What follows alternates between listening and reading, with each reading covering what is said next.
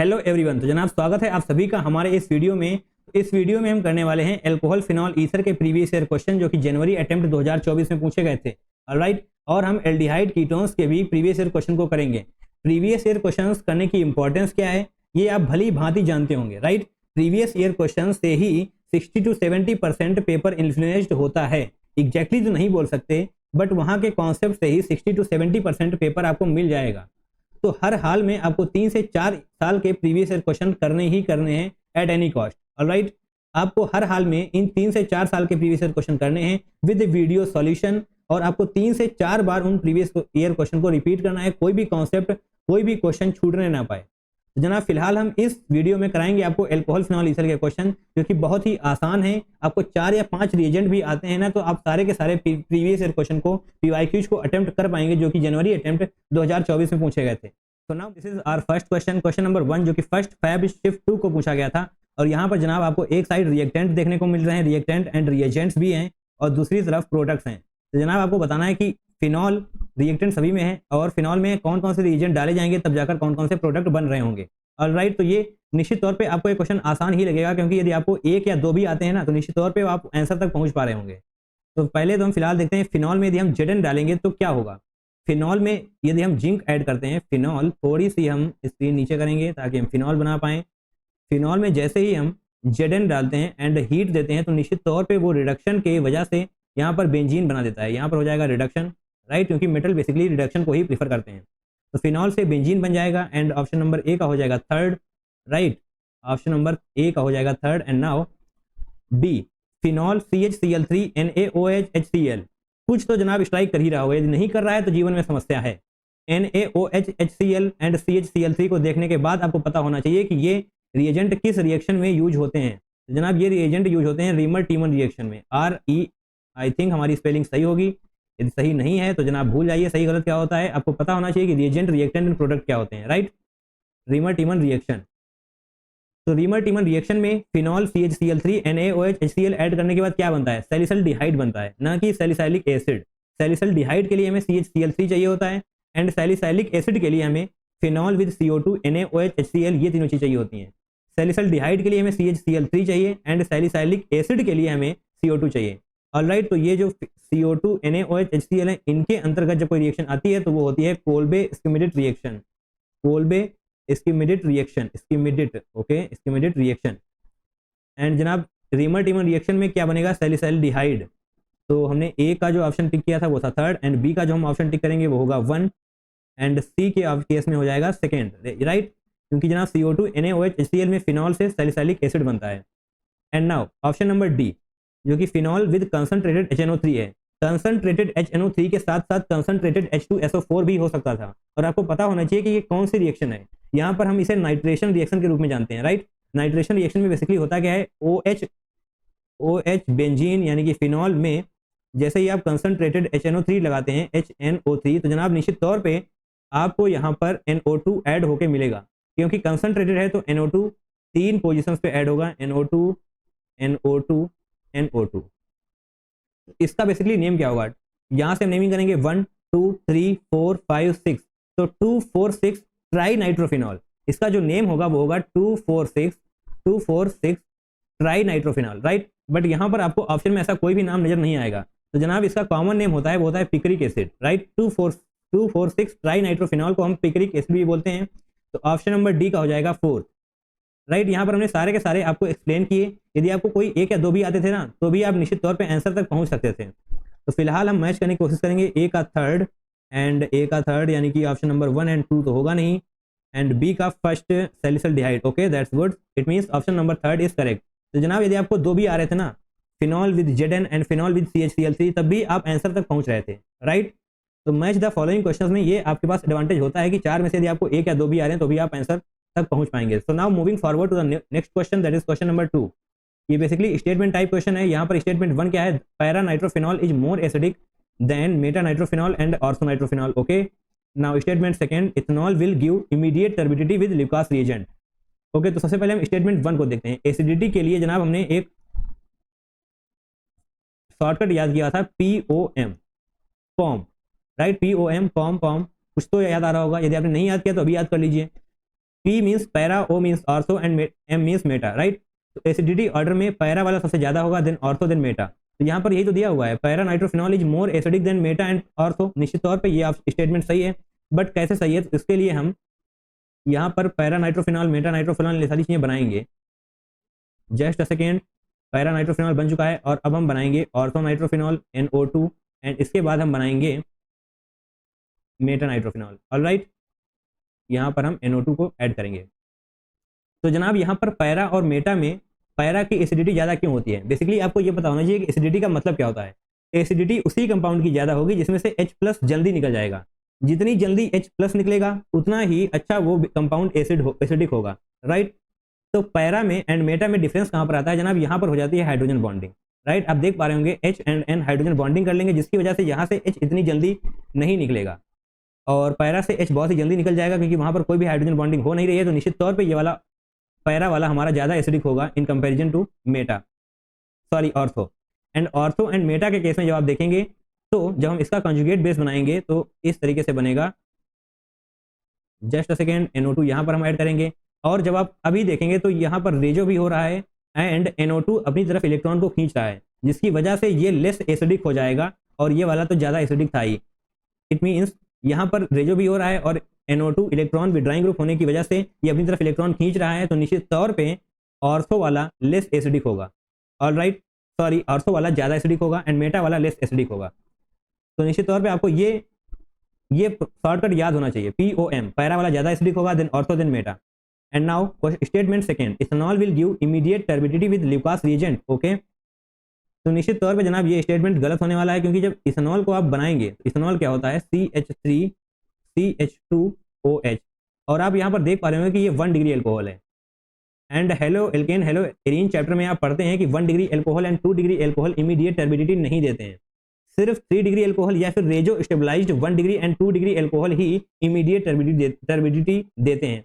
And यहाँ पर आपसे कहा गया है कि ethanol will give immediate turbidity. नहीं जनाब, इथेनॉल इमीडिएट टर्बिडिटी नहीं देने वाला, तो ये स्टेटमेंट हो जाएगा गलत। तो statement 1 is true, statement second is false, that means option number 1 is absolutely correct. Okay, that's it. And now moving forward to the next question, that is question number 3. Phenolic group can be identified by a positive phthalein test, Lucas test, Tollens test. तो निश्चित तौर पर जनाब option number ए सही हुआ, क्योंकि phenolic group के लिए हमें थैलीन टेस्ट, थैलीन डाई टेस्ट करना पड़ता है। लुकास टेस्ट हम 1 degree, 2 degree and 3 degree alcohol को डिफ्रेंशिएट करने के लिए करते हैं। 1 degree, 2 degree and 3 degree alcohol के लिए हम लुकास टेस्ट करते हैं। ओके, टॉलेंस टेस्ट के लिए जनाब हमें टॉलेंस रिएजेंट चाहिए होता है, जो कि होता है AgNO3NH4OH, राइट। ये होता है टॉलेंस रिएजेंट, जिसको हम एमोनिकल सिल्वर नाइट्रेट भी बोलते हैं, यहाँ पर प्लस होगा। एंड इसको हम यूज करते हैं एल्डिहाइड्स के लिए। Now option number 4, carbon amine test को हम बेसिकली 1 डिग्री एमीन्स को पता करने के लिए करते हैं, फॉर 1 डिग्री एमीन्स, राइट। तो आंसर तो हमको पहले ही मिल चुका था, बट उसके बाद भी हमने बाकी ऑप्शंस को चेक किया कि वो क्यों सही नहीं होंगे। तो फिलहाल phenolic group can be identified by a positive phthalein dye test. Okay, that's it. I think आपके सारे डाउट्स क्लियर हो चुके होंगे इस पर्टिकुलर क्वेश्चन से related. And now question number 4, जो कि 27 जैन शिफ्ट 2 को पूछा गया था। यहाँ पर हमने एक तरफ रिएक्शन दी हुई है एंड दूसरी तरफ रिएजेंट दिए हुए हैं। तो बेसिकली हमें ये बताना है कि कौन सी रिएक्शन किस रिएजेंट की प्रेजेंस में आगे प्रोसीड करेगी। ऑलराइट, तो यहाँ पर ए ऑप्शन देखते हैं। यहाँ पर फिनॉल से सैलिसाइलिक एसिड बन रहा है, फिनॉल से सैलिसल्डिहाइड, फिनॉल से बेंजोक्विनोन एंड लास्ट में फिनॉल से एनिसोल, राइट। तो हमें पता होना चाहिए कि ऐसा कौन सा रिएजेंट है जो फिनॉल को सैलिसल्डिहाइड में कन्वर्ट करता है, फिनॉल को सैलिसाइलिक एसिड में कन्वर्ट करता है। तो निश्चित तौर पे जनाब आपको रिएजेंट्स बहुत ही अच्छे से याद होने चाहिए। ऑलराइट, तो फिलहाल हमें पता होना चाहिए कि फिनॉल से सैलिसल्डिहाइड एंड सैलिसाइलिक एसिड में कन्वर्ट करने के लिए क्या होता है, NaOH एंड HCl, ये दोनों में ही प्रेजेंट होते हैं, सैलिसल्डिहाइड में भी एंड सैलिसाइलिक एसिड बनाने में भी, राइट। फर्क कहाँ पर आता है? सैलिसल्डिहाइड में जनाब हमें CHCl3 होता है एंड सैलिसाइलिक एसिड के दौरान हमें CO2 की रिक्वायरमेंट होती है। ऑलराइट, तो ऑप्शन नंबर ए में हम फिनॉल से सैलिसाइलिक एसिड बना रहे हैं, जो कि हमें यहाँ पर ऑप्शन नंबर 4 में CO2 से मिल रहा होगा। ऑलराइट, तो जनाब ए का हो जाएगा 4th एंड बी का हो जाएगा 3rd, क्योंकि बी ऑप्शन में यहाँ पर फिनॉल से हम सैलिसल्डिहाइड बना रहे हैं, जिसके लिए हमें CHCl3, NaOH एंड HCl की रिक्वायरमेंट होती है एज अ रिएजेंट। ऑलराइट, तो बी का हो जाएगा 3rd। एंड नाउ सी, यहाँ पर फिनॉल से बेंजोक्विनोन बनाने के लिए जनाब हमें ऐसा रिएजेंट चाहिए जो ऑक्सीडेशन को प्रीफर कर रहा हो, राइट, ऑक्सीडेशन को। तभी जब ऑक्सीडेशन होगी तभी जाकर हम फिनॉल से बेंजोक्विनोन तक पहुंच पा रहे होंगे। तो अब आप यहाँ पर देखिए Na2Cr2O7H2SO4 एक रिएजेंट बचा हुआ है एंड दूसरा रिएजेंट है NaOHCH3Cl, राइट। तो निश्चित तौर पे ऑप्शन ए ही होगा जो ऑक्सीडेशन करवाएगा एंड फिनॉल को बेंजोक्विनीन तक का सफर तय करवाएगा। ऑलराइट, तो सी का हो जाएगा फर्स्ट, क्योंकि Na2Cr2O7H2SO4 ये ऑक्सीडेशन को प्रीफर करते हैं। And last but not the least, that is phenol से हमें एनिसोल बनाना है। जनाब फिनॉल से एनिसोल बनाने के लिए हमें चाहिए होगा NaOH एंड CH3Cl। यहाँ पर आपको यदि ये वाला नहीं भी आता था ना, तब भी आप आंसर तक पहुंच जाते, क्योंकि बाकी के ऑप्शंस इजी हैं। आप कई बार फिनॉल से सैलिसल्डिहाइड एंड सैलिसिलिक एसिड तक का सफर कई बार तय करते हैं। आपने ये रिएजेंट्स अब तक तो आपको रट भी चुके होंगे। ऑलराइट, ना फिलहाल हम फिनॉल से एनिसोल ही बनाएंगे। ओके, तो जनाब ये रहा हमारा स्ट्रक्चर एनिसोल का। फिनॉल से एनिसोल के लिए हमें NaOH and CH3Cl as a reagent चाहिए, राइट। तो अभी आप इसको भी याद कर सकते हैं एंड अभी हम अपने आंसर को मैच करवाएंगे। ए का फोर्थ, बी का थर्ड। ओके, ए का फोर्थ एंड बी का थर्ड नहीं जनाब, ऑप्शन नंबर ए नहीं, option number 4 is absolutely correct. Alright, A का थर्ड, ए का फोर्थ, बी का थर्ड एंड सी का फर्स्ट हो जाएगा एंड डी का सेकेंड। ओके, दैट्स ग्रेट, हमने सही से सारे ऑप्शंस को टिक किया हुआ है। एंड नाउ क्वेश्चन नंबर 5 जो कि 27 जैन शिफ्ट 2 को पूछा गया था। Major product formed in the following reaction is a mixture of. तो जनाब ये रहा हमारा रिएजेंट HI एंड रिएक्टेंट, उसके साथ ही में बनाना है मेजर प्रोडक्ट। तो जनाब यहाँ पर आपको ऑक्सीजन पे लोन पेयर को याद में रखना है और ये लोन पेयर H पर अटैक करेगा। ऑलराइट, तो जब अटैक करेगा तो जो प्रोडक्ट का फॉर्मेशन होगा वो हम बहुत ही ध्यान से देखेंगे।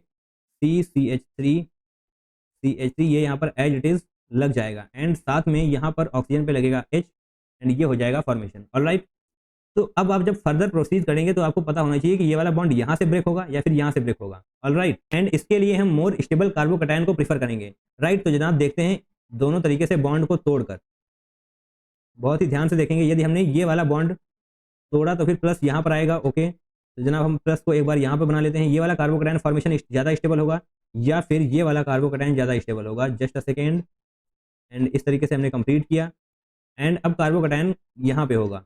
तो कौन सा कार्बोकैटायन ज़्यादा स्टेबल है? निश्चित तौर पे आप एक बार में ही देख के बता देंगे कि ये वाला कार्बोकैटायन ज़्यादा स्टेबल है। Alright, in comparison to this carbocation. तो निश्चित तौर पे ये वाला कार्बोकैटायन ज़्यादा स्टेबल है, तो यही वाला आगे प्रोडक्ट फॉरवर्ड करेंगे, क्योंकि ये जनाब हमसे मेजर प्रोडक्ट पूछा गया है। राइट, तो ये तो इस तरफ से हो जाएगा एंड यहाँ पर OH मिल जाएगा। राइट, एंड यहाँ पर प्लस है तो हमें HI की जरूरत होगी। थोड़ी सी हम स्क्रीन को ऊपर करते हैं तो जनाब बाकी रिएक्शन को भी हम कंप्लीट करना चाहेंगे। CCH3 एंड यहाँ पर प्लस से आकर के -I जुड़ जाएगा। तो जनाब ये हो गई हमारी रिएक्शन कंप्लीट। एक प्रोडक्ट ये बनेगा और एक ये बनेगा। क्या हमें ऐसा कोई भी ऑप्शन नज़र आ रहा है? तो जनाब यहाँ पर I है तो निश्चित तौर पे ये वाला गलत हो जाएगा, ये वाला भी गलत हो जाएगा। ऑप्शन नंबर 3 में OH है बट यहाँ पर I नहीं है, तो option number 4 is absolutely correct. Right, आप एक बार मिलाना चाहें तो मिला भी सकते हैं। जनाब ये रहे हमारे प्रोडक्ट, ये और ये। निश्चित तौर पर हमने सही ऑप्शन को मार्क किया है। ऑलराइट, तो आपको ये भी चीज़ ध्यान रखनी है कि जो आपने सही से सॉल्व किया है वो आपने सही से मार्क किया भी है या नहीं। यदि आपको वहां पर गलती हो गई जनाब +4 से -5 आप बहुत ही आसानी से पहुंच जाएंगे। Right, and now question number 6 जो कि 29 जैन शिफ्ट 2 को पूछा गया था। Phenol treated with chloroform in presence of sodium hydroxide which further hydrolysed in presence of N acid results. जनाब बहुत ही आसान सा क्वेश्चन है एंड ये बहुत ही ज़्यादा रिपीट होता है। अभी अभी हमने इसके 2 क्वेश्चन पीछे किए हुए हैं। ऑलराइट, तो हम सबसे पहले फिनॉल को बनाएंगे। Phenol treated with chloroform. Chloroform का मतलब जनाब होगा CHCl3। ओके, 2 नहीं जनाब 3 होगा, CHCl3 in presence of sodium hydroxide यानी कि NaOH which further hydrolysed in presence of acid. Acid का मतलब जनाब हो जाएगा HCl। तो क्या ऐसा कोई रिएजेंट आपने अभी अभी थोड़ी देर पहले पढ़ा? निश्चित तौर पे आपने पढ़ा। यदि आप देखना चाहें तो हम पीछे की तरफ जाएंगे और ये रहा हमारा reagent NaOH CHCl3 and HCl। तो यहाँ पर क्या बन रहा था? इस रिएजेंट का मतलब होता है reamer teamer reaction. Right, reamer teamer reaction में हम फिनॉल से सैलिसल्डिहाइड बनाते हैं, फिनॉल से सैलिसल्डिहाइड। तो निश्चित तौर पे जनाब यहाँ पर भी फिनॉल से सैलिसल्डिहाइड ही बनेगा एंड ये रही हमारी बेंजीन OH एंड यहाँ पर हम लगाएंगे CHO। Right, salicylaldehyde, that means option number 1 is absolutely correct. यहाँ पर यदि CHCl3 के बजाय CO2 होता तो निश्चित तौर पे सैलिसैलिक एसिड होता। सैलिसैलिक एसिड, ओके सॉरी, ये गलती जनाब आपको नहीं करनी है। हमने बहुत ही जल्दी में थोड़ा सा पढ़ा और हमें लगा कि सैलिसल्डिहाइड लिखा हुआ है और हमने उस ऑप्शन को टिक कर दिया। यदि हम ऐसा एग्जाम में करेंगे तो +4 जो हमें मिलने चाहिए थे वो -1 हो जाएगा। एक्चुअली हमारे वहाँ पर -5 हो रहे होंगे। जनाब ये गलती आपको नहीं करनी है, सैलिसाइलिक एसिड नहीं होगा, CO2 की प्रेजेंस में होता है। तो जनाब इसका ये नेम लिखा हुआ है 2 हाइड्रोक्सी बेंजल्डिहाइड, राइट। सैलिसल्डिहाइड को हम 2 हाइड्रोक्सी बेंजल्डिहाइड की तरह से भी बोल सकते हैं जब आप IUPAC नेमिंग करेंगे तो बहुत ही ध्यान से चारों के चारों ऑप्शन को देखने हैं, बहुत जल्दी टिक करके भागना नहीं है आगे, 2 सेकंड का पॉज लेना है, देखना है हमने सही से मार्क किया भी है या नहीं, right. So now moving forward to the next question, that is question number 7. Salicylic is synthesized from phenol when reacted with. Salicylic is synthesized from phenol. जनाब कितनी बार इस रिएक्शन को पूछा जाएगा? सैलिसल्डिहाइड एंड सैलिसाइलिक एसिड, ये क्वेश्चन बार बार इन दो reaction पे बार बार question घुमा के लगातार पूछे जाते हैं। तो जनाब आपको पता होना चाहिए कि इसका होगा CHCl3NaOH। अब हम इसको दोबारा एक्सप्लेन नहीं करेंगे क्योंकि हम बहुत बार इस चीज़ को एक्सप्लेन कर चुके हैं। आपको बस इतना देखना था कि HC नहीं CHCl3 थोड़ा सा इधर उधर किया गया, हो सकता है आप कंफ्यूज हो जाएं, बट आई थिंक आप कंफ्यूज होंगे नहीं क्योंकि आपने इस रिएक्शन को बहुत बार ऑलरेडी पढ़ लिया है। Now question number 8, assertion reason type question है। Assertion, alcohol react both as nucleophiles and electrophiles, बिल्कुल सही स्टेटमेंट है जनाब ये। And reason, alcohol react with active metal such as sodium, potassium and aluminium to yield corresponding alkoxide and liberate hydrogen. तो इसके लिए हम सबसे पहले एसर्शन को समझेंगे कि ऐसा क्यों होता है, राइट। जनाब ये रही हमारी एल्कोहल RCH2OH। OH को थोड़ा सा हम इस तरीके से बना लेते हैं। यदि ये वाला बॉन्ड टूटेगा तो निश्चित तौर पे alcohol as a nucleophile behave करेगा, एंड ये वाला बॉन्ड टूटेगा तो alcohol as a electrophile behave करेगा। ऑलराइट, यहाँ पर जनाब आपको लोन पे ध्यान में रखने हैं। एंड इसकी रिएक्शन जब हम RX के साथ करवाएंगे, RX, तो ये वाला लोन पेयर जनाब यहाँ पर अटैक करके इस बॉन्ड को तोड़ देगा। ऑलराइट, एंड मूविंग फॉरवर्ड जो हमें बनने वाला है वो, इसको बहुत ही ध्यान से देखते हैं। RCH2, इसके अटैक करने के बाद जो बनेगा, यहाँ पर ऑक्सीजन पे आ जाएगा प्लस एंड H, एंड साथ में जनाब यहाँ पर R जुड़ जाएगा ये वाला, राइट। और अब हमें बहुत ही ध्यान से देखना है आगे क्या बनेगा, RCH2OR। तो जनाब ये फॉर्मेशन होने वाला है जब alcohol as a nucleophile behave करेगा, right. Alcohol behave as nucleophile due to presence of lone pair. अभी अभी आपने देखा due to presence of lone pair alcohol as a nucleophile behave करेगा, right.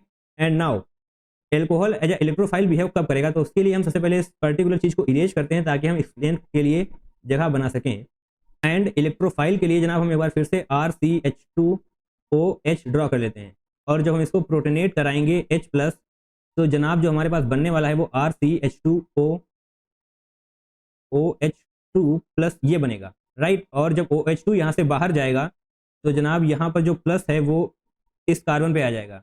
And now this will behave as electrophile. Now this particular compound will behave as electrophile. तो आप समझ गए हैं कि alcohol both nucleophile and electrophile की तरह ही behave करता है, राइट। एल्कोहल को हम न्यूक्लियोफाइल की तरह भी ट्रीट कर सकते हैं एंड इलेक्ट्रोफाइल की तरह भी ट्रीट कर सकते हैं। तो एसर्शन तो हो गया हमारा करेक्ट, क्या रीजन सही है? और अब हम रीजन को देखेंगे। Alcohol react with active metal such as sodium, potassium and aluminium to yield corresponding alkoxides and liberate hydrogen. Okay, तो सोडियम को सबसे पहले हम Na, एंड इस तरीके से ये ब्रेक होगा Na+ एंड इलेक्ट्रॉन में। अब ये इलेक्ट्रॉन अटैक करेगा एल्कोहल पे, यानी कि ROH पर, इस तरीके से जनाब ये अटैक करेगा। तो H एज ए रेडिकल बाहर होगा एंड RO- इस तरीके से बाहर होगा। यही जनाब आपको यहाँ पर दिख रहा है करस्पॉन्डिंग एल्कोक्साइड्स। तो यही इसी को हम बोलते हैं एल्कोक्साइड। थोड़ी सी स्क्रीन को ऊपर करेंगे तो जनाब इसी को हम एल्कोक्साइड बोलते हैं। एंड लिबरेट हाइड्रोजन, इसी तरह का दूसरा रेडिकल मिलेगा हाइड्रोजन का, तो ये दोनों मिक्स हो जाएंगे एंड H2 का फॉर्मेशन कर लेंगे। तो निश्चित तौर पे रीजन हमारा सही है, बट क्या इन दोनों चीज़ों में आपको कोई भी लिंक नजर आ रहा है? निश्चित तौर पे कोई भी लिंक नजर नहीं आ रहा है।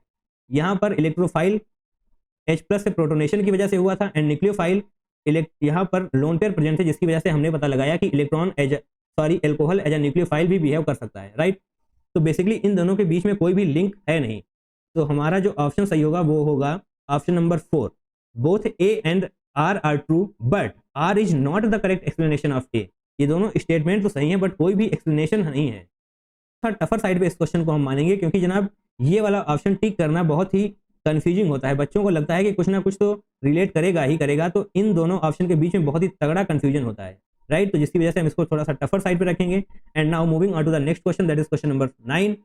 ये भी एसर्शन रीजन बेस्ड क्वेश्चन है जनाब। एसर्शन रीजन टाइप क्वेश्चन आ रहे हैं एंड ये थोड़े से टफर साइड पे होते हैं, जैसा कि मैंने आपको पहले भी कहा।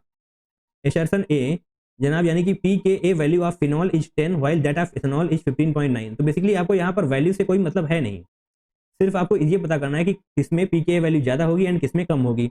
And reason are ethanol is stronger acid than phenol. तो जनाब आपको एक चीज़ तो पता होगी ही होगी, एसिडिटी, क्योंकि एसिडिटी के बारे में ही तुमसे पूछा गया है। Acidity is directly proportional to Ka and is inversely proportional to pKa। जिसकी pKa वैल्यू ज़्यादा होगी उसकी एसिडिटी कम होगी। तो यहाँ पर क्या लिखा हुआ है, pKa वैल्यू ऑफ फिनॉल, तो हम यहाँ पर लिख लेते हैं pKa वैल्यू किसकी ज़्यादा है, फिनॉल की। pKa value is of phenol is 10, नहीं जनाब फिनॉल की नहीं, इथेनॉल की ज़्यादा है। इसको हम थोड़ा सा हटाएंगे क्योंकि 10 ऑब्वियसली छोटा होता है 15.9 से। फिनॉल की pKa वैल्यू कम है इन कंपैरिजन टू इथेनॉल। तो निश्चित तौर पे जनाब एसिडिटी ऑर्डर क्या होगा, एसिडिटी फिनॉल की ज़्यादा होगी एंड इथेनॉल से। तो ये आपको पता होगा कि एसिडिटी ऑर्डर में फिनॉल आगे होता है इथेनॉल से। तो निश्चित तौर पे जनाब एसर्शन हो जाएगा बिल्कुल सही, क्योंकि यहाँ पर pKa वैल्यू ऑफ फिनॉल कम है इन कंपैरिजन टू इथेनॉल। तो अब हम आगे बढ़ते हैं रीजन की तरफ। Ethanol is stronger acid than phenol. जनाब यहीं पे गलत हो गया, आगे समझने की जरूरत ही हमको नहीं है, क्योंकि ethanol is stronger acid than phenol नहीं जनाब, phenol is stronger acid than ethanol. यहाँ पर हमने अभी अभी इस चीज़ को एक्सप्लेन किया। तो assertion A is true and reason is false. तो option number 1 is true, right. कोई डाउट? आई डोंट थिंक कि अभी आपके दिमाग में कोई डाउट होगा इस पर्टिकुलर क्वेश्चन से रिलेटेड। आई थिंक हमने इन क्वेश्चंस को कंप्लीट भी कर लिया। यस जनाब, 9 क्वेश्चन पूछे गए थे alcohol, phenol and ether chapter से। हमने 9 के 9 क्वेश्चन को बहुत ही अच्छे तरीके से स्मूथली कंप्लीट किया। आशा करते हैं कि आपको समझ में भी आए होंगे। तो जनाब एक बार फिर से इन सारे के सारे क्वेश्चंस को रिपीट करना है अकेले बैठकर। यदि कोई कहीं पे कोई डाउट है तो निश्चित तौर पे उसको हमारे वीडियो से दोबारा से देखना है, उस पर्टिकुलर डाउट को क्लियर करना है और आगे बढ़ते चले जाना है, राइट। तो अभी हम इसी सीरीज में थोड़ा सा आगे बढ़ेंगे। And now aldehyde and ketones.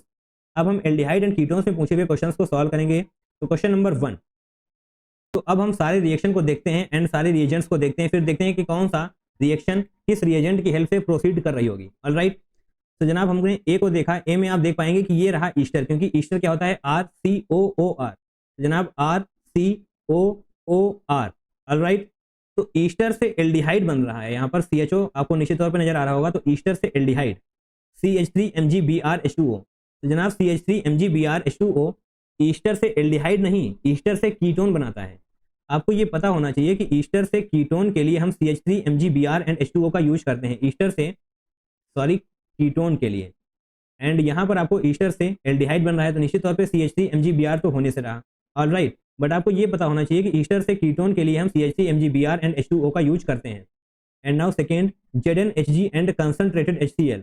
इस रिएजेंट को देखकर क्या आपको कुछ क्लिक कर रहा है, ZnHg एंड कंसंट्रेटेड HCl। निश्चित तौर पे जनाब इस रिएजेंट को हम क्लीमेंशन रिडक्शन के लिए यूज करते हैं। ZnHg एंड कंसंट्रेटेड HCl को हम क्लीमेंशन रिडक्शन के लिए यूज करते हैं, क्लीमेंशन रिडक्शन। एंड क्लीमेंशन रिडक्शन में आप C डबल बॉन्ड O को CH2 में कन्वर्ट करते हैं, तो यहाँ पर ऐसा कुछ भी नहीं हो रहा है, तो ये वाला भी नहीं होगा।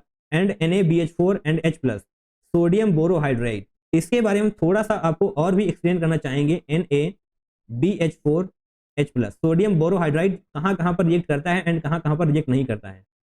तो यस, हमने सारे के सारे लिख लिए हैं। अब आपको पता होना चाहिए कि NaBH4 यानी कि सोडियम बोरोहाइड्राइड ईस्टर के साथ कोई भी रिएक्शन नहीं करता है, एमाइड्स के साथ भी कोई भी रिएक्शन नहीं करता है, एंड एसिड के साथ भी कोई भी रिएक्शन नहीं करता है। NaBH4 इन तीनों के साथ कोई भी रिएक्शन नहीं करता है, बट एल्डिहाइड को 1 डिग्री एल्कोहल में कन्वर्ट करेगा, कीटोन को 2 डिग्री एल्कोहल में कन्वर्ट करेगा, एंड RCOCl को RCHOHCl में कन्वर्ट करेगा, यानी कि यहाँ पर भी 1 डिग्री एल्कोहल ही होगा। ऑलराइट, तो जनाब ये बात आपको पता होनी चाहिए कि NaBH4 यानी कि sodium borohydride esters, amides and acids पर कोई भी इफेक्ट नहीं डालता है, वो जैसे का जैसा होता है वैसा ही छोड़ देता है। तो जनाब NaBH4 भी नहीं होगा, क्योंकि जनाब यहाँ पर तो ईस्टर है, ईस्टर में कोई भी रिएक्शन नहीं होता है। एंड नाउ डाइबल H, निश्चित तौर पर जब तीनों ऑप्शन रिजेक्ट हो चुके हैं तो यही वाला ऑप्शन होगा, राइट। तो डाइबल H में बेसिकली होता क्या है, डाइबल H के बारे में भी आपको कुछ बातें पता होनी चाहिए। तो बेसिकली डाइबल H ईस्टर्स को भी एंड ईस्टर्स, एक बार हम लिखना चाहेंगे, ईस्टर्स को कन्वर्ट कर देता है एल्डिहाइड में। थोड़ी सी हम स्क्रीन ऊपर करेंगे ताकि लिखने में हमें आसानी रहे। ईस्टर्स को भी एल्डिहाइड में कन्वर्ट कर देता है। RCOCl जो कि आप यहाँ पर देख पा रहे हैं, RCOCl इसको भी एल्डिहाइड में लेकर जाएगा, and C double bond OH को भी एल्डिहाइड में लेकर जाएगा, RC ट्रिपल बॉन्ड N को भी एल्डिहाइड में लेकर जाएगा। डाइबल H मोस्टली प्रोडक्ट में एल्डिहाइड का ही फॉर्मेशन करता है, राइट। तो वही आपको यहाँ पर नजर भी आ रहा है, ईस्टर से aldehyde, it means DIBAL H is going to be the correct reagent for this particular reaction. Ester से एल्डिहाइड के लिए हमें डाइबल H की जरूरत होगी, तो A का होगा फोर्थ, A का फोर्थ यानी कि ऑप्शन नंबर 1 होगा नहीं, ऑप्शन नंबर 2 हो सकता है, एंड ऑप्शन नंबर 3 हो सकता है, ऑप्शन नंबर 4 भी नहीं होगा। तो हमें एक आता था, उसके बेसिस पे हमने 2 ऑप्शंस को पहले से ही निगलेक्ट कर दिया है, right. And now C6H6 CO C6H5 C6H5 CH2 C6H5, जनाब थोड़ा सा चेंज है, CO CH2 में बदल रहा है, बाकी सारी चीजें एज इट इज वहां पर आपको दिखाई पड़ रही होंगी। CO CH2 में कहां पर बदलता है, अभी अभी हमने आपको बताया कि क्लीमेंसन रिडक्शन की प्रोसेस में जहां का रिएजेंट होता है ZnHg एंड कंसंट्रेटेड HCl, ये C डबल बॉन्ड O को CH2 में कन्वर्ट कर देता है। C डबल बॉन्ड O यदि है तो वहां पर CH2 में कन्वर्ट हो जाएगा, ये दोनों बॉन्ड टूटेंगे एंड HH वहां से जुड़ेंगे, राइट। तो यही यहाँ पर हो रहा है, CO CH2 में कन्वर्ट हो जाएगा, इट मीन्स बी का हो जाएगा सेकेंड। बी का सेकेंड होते ही आप ऑप्शन नंबर सेकेंड को टिक कर, नहीं जनाब अभी ऑप्शन नंबर सेकेंड को हम टिक नहीं कर सकते, क्योंकि यहाँ पर भी बी का सेकेंड ही है। तो फिलहाल हमें इससे ज़्यादा कुछ फायदा हुआ नहीं, और हम C6H6CHO C6H5CHOH CH3 को देख रहे हैं, राइट। थोड़ा सा हम स्क्रीन को ऊपर करेंगे एंड नाउ, तो जनाब अभी के लिए हम इन सारी चीज़ों को रफ करते हैं। निश्चित तौर पे आपने समझ लिया होगा, यदि आपको कुछ नहीं आता था तो आपने नोट भी कर लिया होगा, ऐसी उम्मीद हम करते हैं। तो इसको हम रफ कर रहे हैं ताकि हमें आगे के रिएक्शन को समझने के लिए थोड़ी सी स्पेस मिल सके, ऑलराइट। तो जनाब अभी के लिए हम इस रिएक्शन को थोड़ा सा बाहर निकाल कर लिखते हैं ताकि हमें समझने में थोड़ी सी आसानी रहे। C6H5 का मतलब होता है benzene as a substituent, and CHO को हम इस तरीके से लिखते हैं, थोड़ा सा ओपन करके। इससे क्या बन रहा है बहुत ही ध्यान से हमें देखना है, कुछ भी छूटने ना पाए। C6H5CHOH CH3, इसका मतलब होगा CH एंड OH इस तरीके से होगा एंड CH3, राइट। ये जनाब बेंजीन है। और अब हमें देखना होगा कि यहाँ पर फॉर एग्जांपल न्यूक्लियोफाइल है, जो कि आप ऑप्शन नंबर ए में देख पाएंगे, CH3 MgBr, तो CH3 minus and MgBr plus इस तरीके से होता है। एंड न्यूक्लियोफाइल जब यहाँ पर अटैक करेगा तो जो बनना चाहिए वो क्या बनेगा, हमें ये देखना होगा। यदि यहाँ पर CH3 as a nucleophile attack करेगा तो क्या बनेगा, तो जब CH3 यहाँ पे अटैक करेगा तो निश्चित तौर पे यही वाला कंपाउंड बनेगा CH3, एंड आप देख पाएंगे ये वाला बॉन्ड इस तरीके से ब्रेक होगा एंड OH, एंड लास्ट में आपको H भी मिल जाएगा, राइट। तो ये दोनों के दोनों ही सेम है, तो निश्चित तौर पे ये न्यूक्लियोफाइल CH3 ही रहा होगा, तभी जाकर आपको यहाँ से ये वाला कंपाउंड मिला। तो निश्चित तौर पे C का 1 रिएजेंट सही होगा, C का 1, यानी कि जनाब अभी हम ऑप्शन नंबर 2 को टिक कर पाएंगे, right. Option number 2 is correct, क्योंकि थर्ड ऑप्शन में C का थर्ड दिया हुआ है, तो निश्चित तौर पे वो गलत है। And now option number D का हो जाएगा थर्ड, क्योंकि यही बचा हुआ है ऑप्शन नंबर डी में, यानी कि इस रिएक्शन में जब भी हम NaBH4 डालेंगे तो यहाँ से इसका फॉर्मेशन हो जाएगा, right. Everything is crystal clear. अब मुझे लगता नहीं कि कोई डाउट आपके दिमाग में बचा हुआ होगा। Now question number 2, from the compounds given below number of compounds which give positive Fehling test. Okay, positive Fehling test is benzaldehyde, acetaldehyde, acetone, acetophenone, methanal, 4 nitrobenzaldehyde, cyclohexane, carbaldehyde. Okay, तो यहाँ पर हमें देखना है कि 1 2 3 4 5 6 7 कंपाउंड हमारे पास दिए हुए हैं, इनमें से कौन कौन से पॉजिटिव फेलिंग टेस्ट देंगे। तो आपको ये पता होना चाहिए कि कौन कौन से कंपाउंड पॉजिटिव फेलिंग टेस्ट देते हैं, राइट। तो जनाब अभी हमने लिख लिया है कि कौन कौन से पॉजिटिव फेलिंग टेस्ट देंगे और कौन कौन से पॉजिटिव फेलिंग टेस्ट नहीं देंगे। Compounds which will give positive Fehling test and does not give positive Fehling test, right. तो aldehyde, alpha hydroxy acid, hemiacetal जिसका स्ट्रक्चर आपको ये मिलेगा, एंड NaOH यानी कि हाइड्रोक्सिल एमीन, ये 4 होंगे जो कि पॉजिटिव फेलिंग टेस्ट देंगे। और कौन कौन से होंगे जो पॉजिटिव फेलिंग टेस्ट नहीं देंगे, कीटोन्स, एरोमेटिक कीटोन्स, एसिटल, जो कि एसिटल का हमने ये स्ट्रक्चर बनाया हुआ है, and ketal and then hemiketal. Ketal and hemiketal भी आपको पॉजिटिव फेलिंग टेस्ट नहीं देंगे। तो जनाब आपको ये स्ट्रक्चर भी याद होने चाहिए, ऑलराइट। कीटल एंड हेमी कीटल में सिर्फ OH एंड OR का फर्क है, कीटल में दोनों जगह पे OR होगा एंड हेमी कीटल में एक जगह पर OH होगा, राइट। एक जगह यानी कि एक कार्बन पर OH होगा, ओके। एंड जनाब एसिटल में OR CH3 एंड H होता है, ना कि दोनों पे CH3, alright. So now back to our question, हमें यहाँ पर बताना है from the compounds given below number of compounds बताने हैं which will give positive Fehling test is benzaldehyde, तो निश्चित तौर पे जनाब पॉजिटिव फेलिंग टेस्ट नहीं देगा। एसिटल्डिहाइड देगा, एसीटोन भी नहीं देगा, एसिटोफिनॉल भी नहीं देगा, क्योंकि अभी अभी हमने पढ़ा कि ketones and aromatic ketones does not give positive Fehling test, right. तो एसीटोन एंड एसिटोफिनॉल भी नहीं होगा। मिथनल निश्चित तौर पे जनाब ये हो जाएगा, एंड बेंजल्डिहाइड भी पॉजिटिव फेलिंग टेस्ट नहीं देगा। साइक्लोहेक्सेन कार्बल्डिहाइड भी पॉजिटिव फेलिंग टेस्ट नहीं, यस जनाब पॉजिटिव फेलिंग टेस्ट देगा, alright. So 1 2 and 3 is going to be are correct answer. तो जनाब आपको यहाँ पर इस खाली जगह पे 3 लिखना था और आपको +4 मार्क्स मिल रहे होते हैं। Benzaldehyde, acetone, acetophenone and 4 nitrobenzaldehyde positive Fehling test नहीं देंगे। यहाँ पर जनाब 4 नाइट्रोबेंजल्डिहाइड लिख रहा है, बट यहाँ पर सिंपल एल्डिहाइड होता तो निश्चित तौर पे हमें पॉजिटिव फिलिंग टेस्ट देखने को मिलता। ऑलराइट, तो नाउ क्वेश्चन नंबर 3 जो कि 29 जन शिफ्ट 2 को पूछा गया था, identify the reagents used for the following conversion. यहाँ पर हमें ए बी सी रिएजेंट दिए हुए हैं और हमें बताने हैं कि कौन से यहाँ पर सही होंगे जिससे कि ये पूरी की पूरी रिएक्शन कंप्लीट हो पाए। राइट, यहाँ से इसको बनाने के लिए हमें कौन सा रिएजेंट डालना होगा, तो ये बनेगा and then B and then C. Right, multi step reaction है, आपको बहुत ही ध्यान से करनी होगी। एंड यहाँ पर आपकी बेसिकली पूरी ऑर्गेनिक केमिस्ट्री को टेस्ट किया जाता है, ना कि सिर्फ एक चैप्टर को। राइट, यहाँ पर हमने इस ऑप्शन को देखा और नीचे जैसे ही हम गए हमने ये वाला ऑप्शन भी नजर आया। ओके, तो जनाब एक बात आपको बहुत ही ध्यान से देखनी ये है क्या, जब आप बहुत ही ध्यान से देखेंगे तो आपको यहाँ पर ये नजर आएगा कि आर, इस पर्टिकुलर चीज को हम आर अगर बोल दें, COOR, ईस्टर। राइट, ईस्टर से एल्डिहाइड के लिए हमें क्या चाहिए होता है, अभी अभी हमने आपको प्रीवियस क्वेश्चन में बताया था कि ईस्टर से जनाब यदि आपको एल्डिहाइड बनाना है ना तो निश्चित तौर पे डाइबल H का ही यूज होगा। ईस्टर से एल्डिहाइड बनाना है या फिर RCOCl को भी एल्डिहाइड बनाना है तो हमें डाइबल H को यूज करना पड़ेगा। जब बहुत ही ध्यान से देखेंगे तो, क्योंकि जनाब आप देख पा रहे होंगे कि ये इस वाले को कोई भी प्रभाव नहीं किया गया है या इसको किसी भी तरह का कोई भी इफेक्ट नहीं पड़ा है, OH पर भी कोई भी इफेक्ट नहीं पड़ा है, सिर्फ और सिर्फ RCOOR को ही चेंज किया गया है CHO में। राइट, तो निश्चित तौर पे ईस्टर से एल्डिहाइड के लिए हमें डाइबल H चाहिए होता है, तो यहाँ पर A में LiAlH4 LiAlH4, तो निश्चित तौर पे ये दोनों ऑप्शन तो होने से रहे। And now moving forward to the next option, A में होगा डाइबल H एंड यहाँ पर भी डाइबल H, तो फिलहाल थर्ड एंड फोर्थ में से कोई भी ऑप्शन हो सकता है। ओके, इन दोनों ऑप्शन को हटा दिया हमने और अब हम बी रिएजेंट को देखेंगे। यहाँ पर जब आप बहुत ही ध्यान से देखेंगे तो आप सीधे तौर पे देख पाएंगे कि यहाँ पर एलिमिनेशन हो रहा है, क्योंकि एलिमिनेशन में ही डबल बॉन्ड का फॉर्मेशन होगा। राइट, और एलिमिनेशन किसमें होता है, अभी अभी हमने आपको थोड़ी देर पहले बताया हुआ था कि एल्कोहलिक NaOH या फिर एल्कोहलिक KOH एलिमिनेशन को प्रीफर करता है, एंड एक्वस KOH या फिर एक्वस NaOH निश्चित तौर पे सब्स्टिट्यूशन को प्रीफर करता है।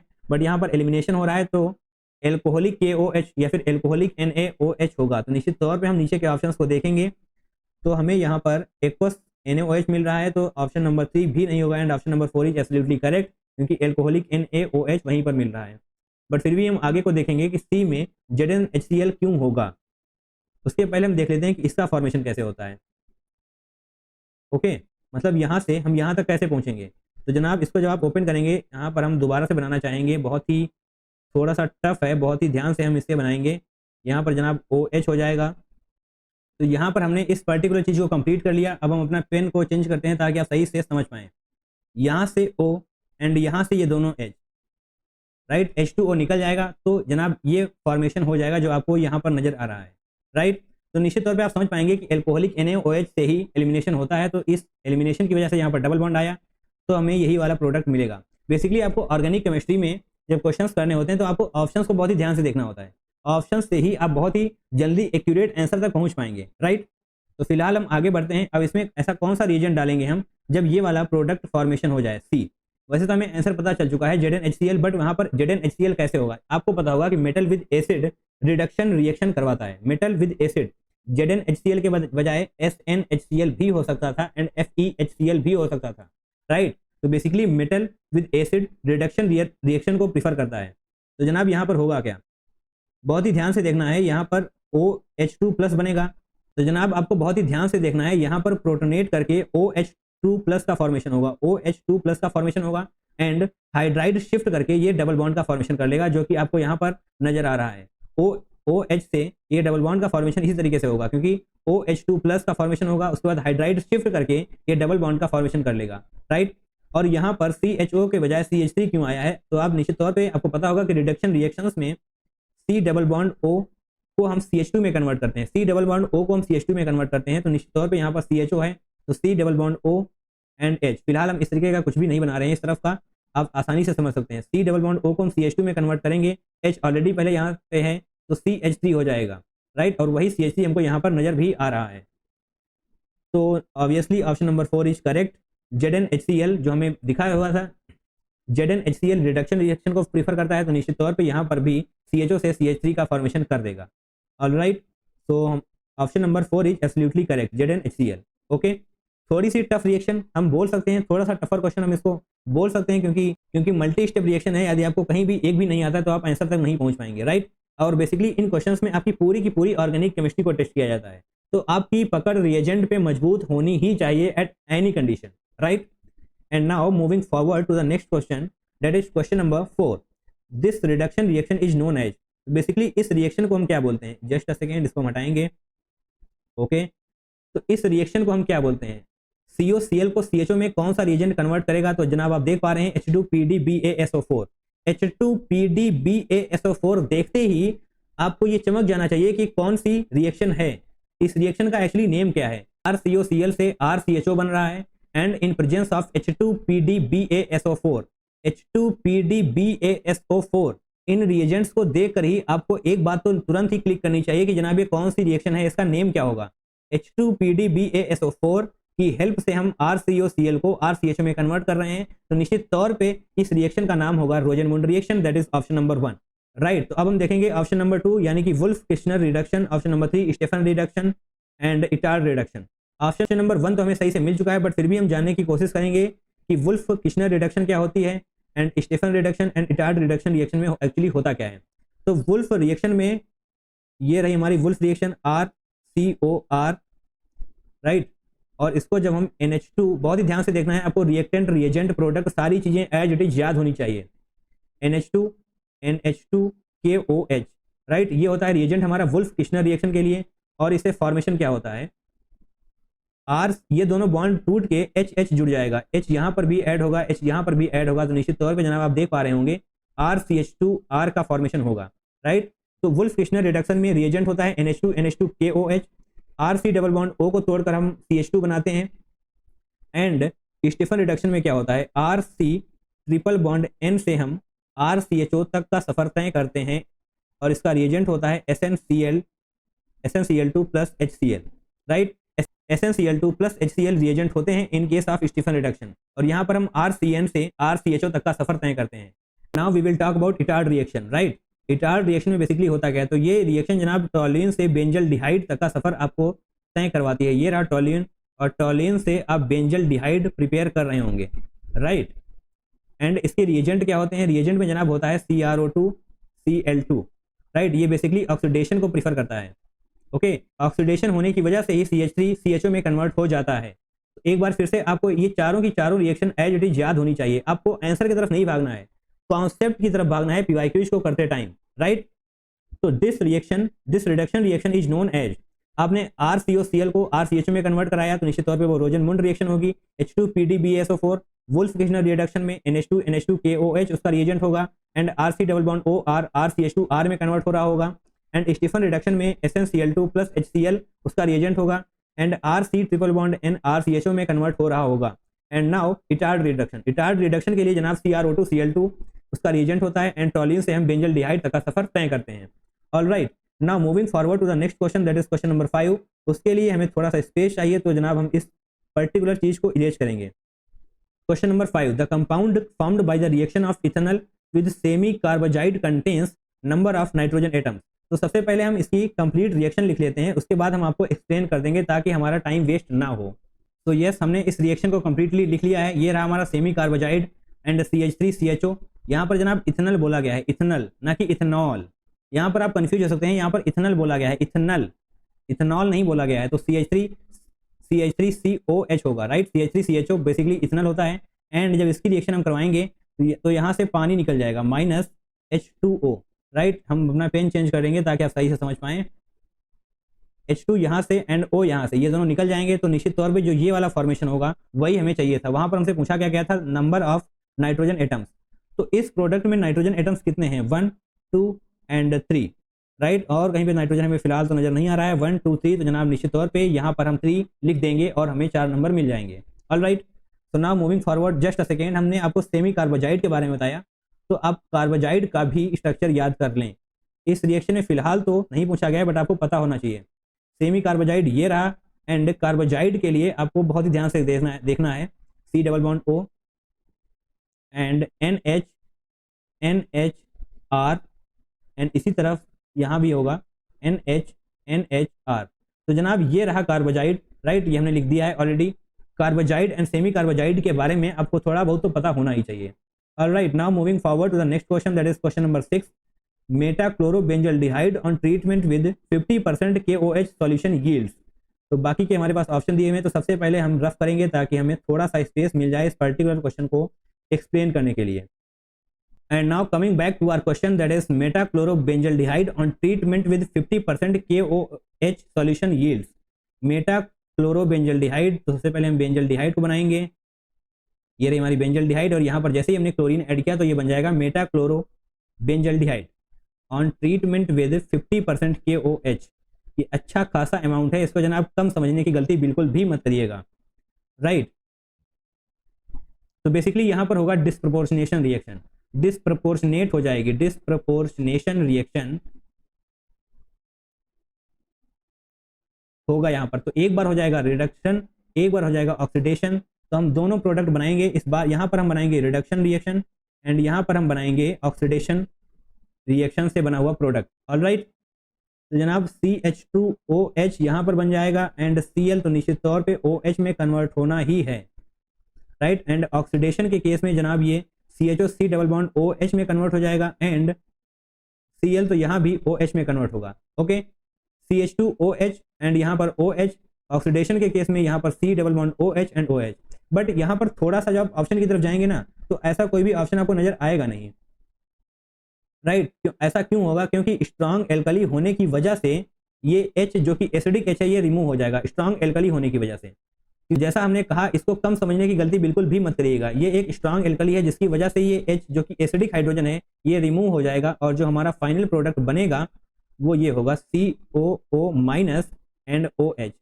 अब हम जनाब अपने ऑप्शन को मैच करने की कोशिश करेंगे, तो ऑप्शन नंबर 1 तो वैसे भी नहीं होने वाला है एंड यहाँ पर Cl होने की वजह से ये ऑप्शन भी हट जाएगा। And now moving forward to the third option, यहाँ पर OH है तो नहीं, ये भी नहीं होगा। And option number 4 is absolutely correct, COO minus and CH2OH। यहाँ पर OH है तो सारे के सारे चीजें हमें यहाँ पर सही से मिल रही हैं, alright. And now moving on to the next question, that is question number 7, the product of the following reaction is P। Okay, तो ये रहा हमारा रिएक्टेंट एंड ये सारे रिएजेंट्स हैं एंड प्रोडक्ट का जो फॉर्मेशन होगा वो होगा P। The number of hydroxyl groups present in the product P। तो बेसिकली हमें इस रिएक्शन को कंप्लीट करना है, उसके बाद हम हाइड्रोक्सिल ग्रुप को काउंट करेंगे और हम अपना आंसर कंप्लीट करेंगे, राइट। तो आपको बहुत ही ध्यान से देखना है, पहले हमें इसके साथ रिएक्शन करवानी है PHMgBr एंड देन उसके बाद हमको NH4Cl के साथ रिएक्शन करवानी है, राइट। तो हम यहाँ पर सबसे पहले ड्रॉ करेंगे जो हमारा रिएक्टेंट दिया हुआ है, right, OH and now PHMgBr, इसको हम बेसिकली इस तरीके से ड्रॉ करना चाहेंगे ताकि आप सही से समझ पाएं। ये बेसिकली ग्रिगनार्ड रिएजेंट है PHMgBr, राइट, निश्चित तौर पे आप समझ चुके होंगे। एंड अब ये वाला नेगेटिव एंड अब ये वाला नेगेटिव दो जगह पर अटैक कर सकता है, एक तो यहाँ पर अटैक कर सकता है एंड एक यहाँ पर अटैक कर सकता है। तो कहाँ पर अटैक करेगा? जब ये यहाँ पर अटैक करेगा तो न्यूक्लियोफिलिक एडिशन रिएक्शन होगी एंड जब यहाँ पर अटैक करेगा तो एसिड बेस रिएक्शन होगी। एंड आप सभी को पता है कि एसिड बेस रिएक्शन को ही हम प्रीफर करते हैं। यदि एसिड बेस रिएक्शन हो रही है तो बाकी किसी भी चीज के बारे में सोचने की जरूरत भी नहीं है, हम एसिड बेस रिएक्शन को ही करवाएंगे। तो निश्चित तौर पे ये फाइनली यहाँ पर अटैक करेगा एंड यहाँ पर अटैक करके H+ को बाहर निकाल देगा। तो जो हमने ये यहाँ पर हमें बेंजीन कंप्लीट मिल जाएगी, ऑलराइट। और जो हमें दूसरा प्रोडक्ट मिलेगा वो क्या होगा?